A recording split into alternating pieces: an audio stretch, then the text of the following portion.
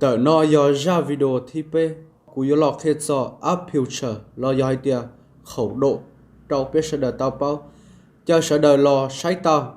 Ok, ta xin nó cú yo lọc hết cho tia APERTURE lo do khẩu độ nếu nhớ khó từ trâu pe tao bao nè. APERTURE thì nữ nhón đợi nó nè, ok, do tu ép nữa nè. Ta sẽ nữ do sổ mà trâu pe nè, ok. Thì do tia cú yo mua APERTURE lo cho ý gì nè. Thay yếu trong đi nó hồi giờ thì cũng mua ô cho ở chỉ thì yếu trong đi nó APERTURE là ô cho block thì thay thì yếu trong đi nó hồi giờ cũng mua ô cho xa ý nè bột bỏ cũng mua cho xa ý thì người yếu bỏ đi nó hồi giờ thì cũng mua cho cậu bé thì người yếu bỏ đi nó. Ok, chế cụ tức hết rồi thì APERTURE là giờ thì khẩu độ nữ trong đi chả là